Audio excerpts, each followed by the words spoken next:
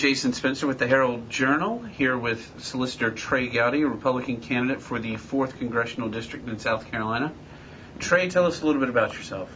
Born in Greenville in 1964, grew up in Spartanburg, married to the finest person I have ever known in my life, which is my wife, Terry. We have 2 children, 17-year-old son named Watson, who is a rising senior as of today at Spartanburg High School, 13-year-old daughter named Abigail, who's a rising 8th grader as of today at McCracken. Father was a baby doctor in Spartanburg, grew up, went to Spartanburg High School, went to college in Waco, Texas at Baylor University, came back to go to law school and also to marry my then girlfriend and now wife, and have been essentially, from a professional standpoint, a prosecutor since 1994. Okay.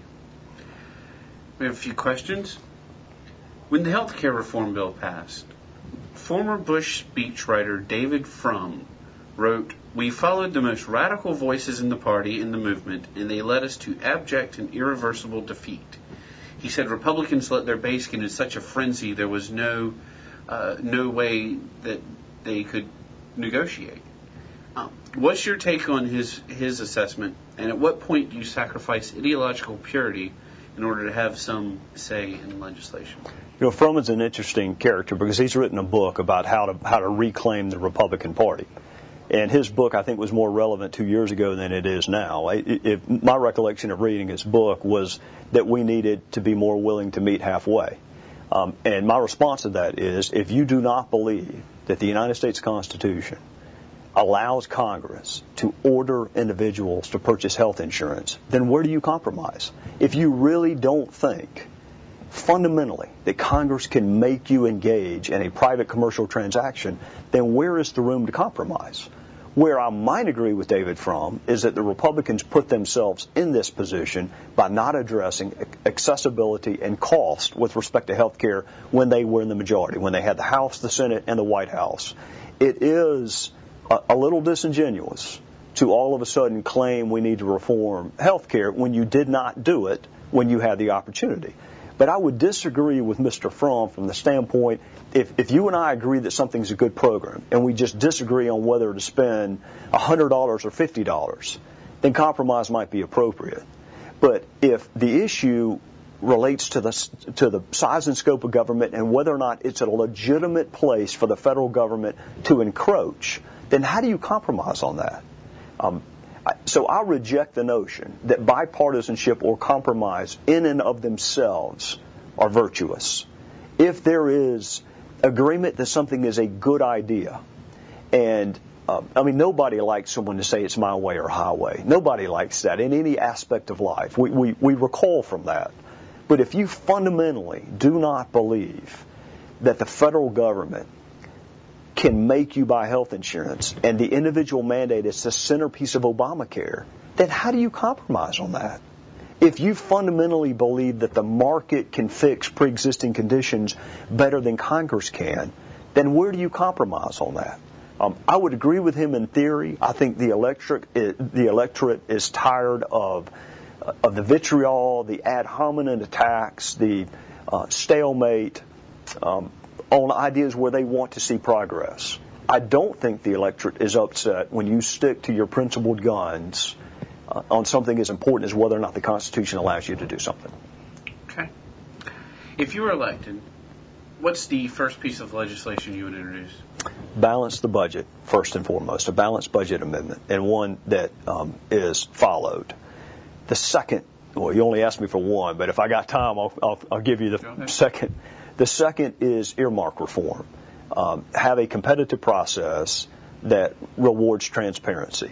And in this process of favoritism or special projects in individual districts. And the third thing that I think is important, some would argue it's symbolic and it's not going to save a lot of money like the first two would.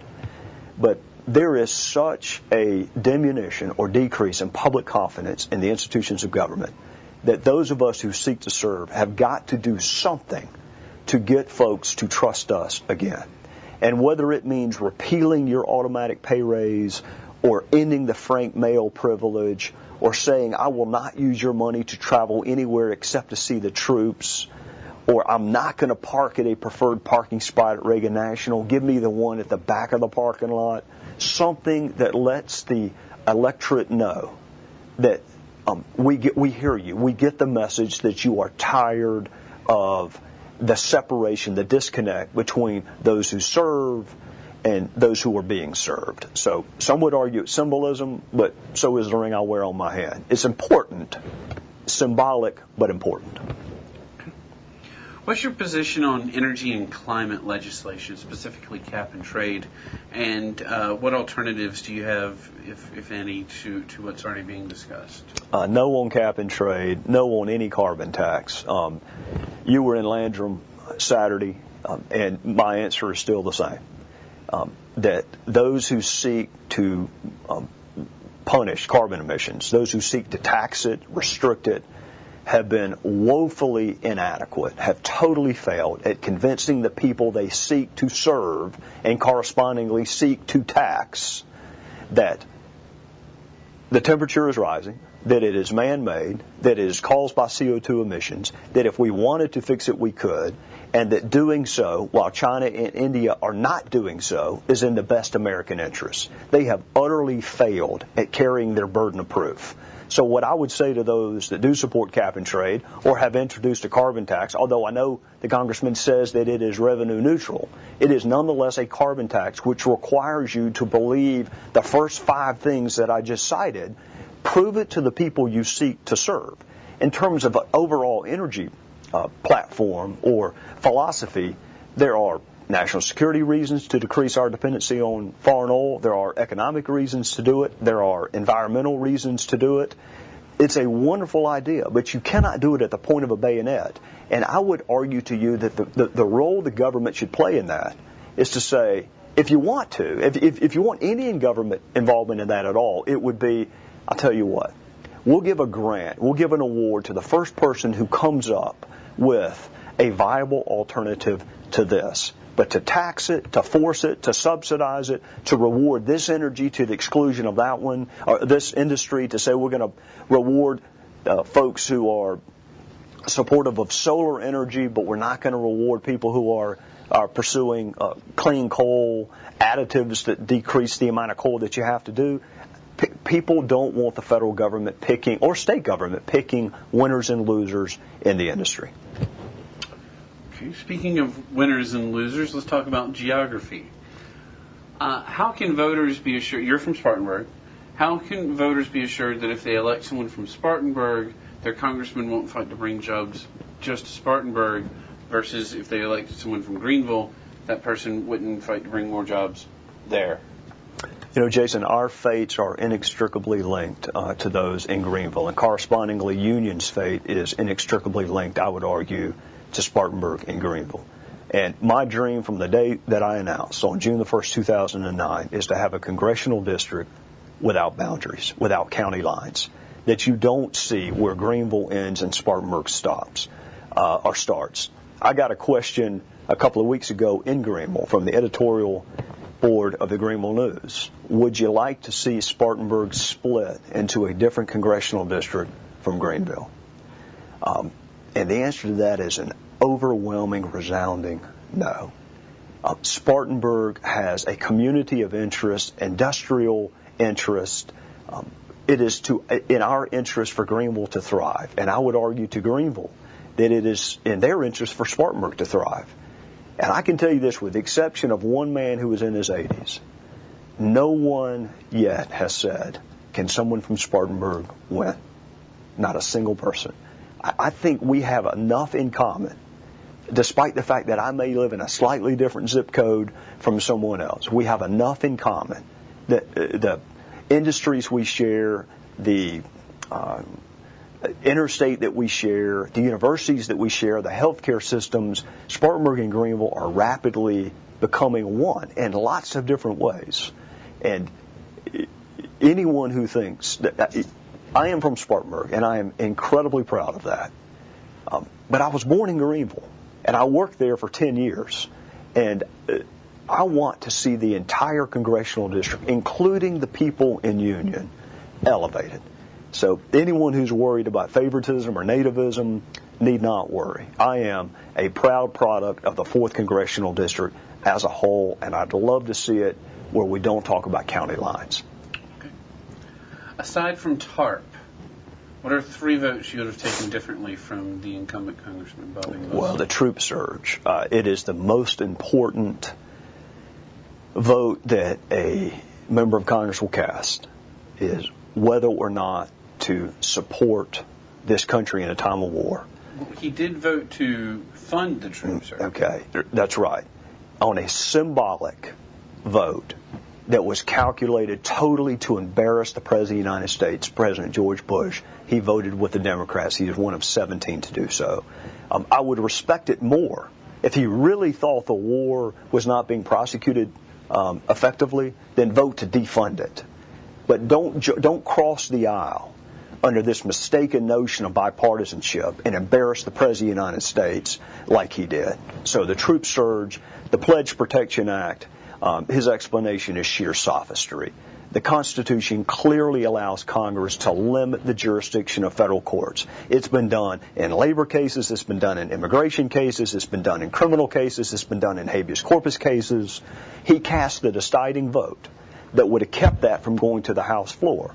Now, a 3-judge panel just ruled 2-1 that the words "under God" can stay in the Pledge of Allegiance. So one person changes their mind, you already have a 3-judge panel that says the words "under God" cannot be used in the Pledge of Allegiance. That does not reflect the values of a single person that I have talked to in this congressional district, and his explanation is sheer sophistry. So the troop surge vote, the Pledge Protection Act, and I would say his support of the individual mandate for health care, because that is a perfect dichotomy, illustration of the difference in the role or size and scope of government.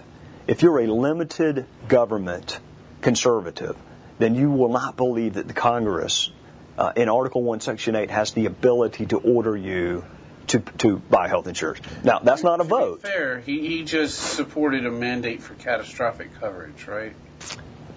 Only thing I can go on is he was on Chris Matthews, and Chris Matthews asked him, do you support the individual mandate? And he said, yeah, that's a good idea. Now, what he meant by that, I don't know. And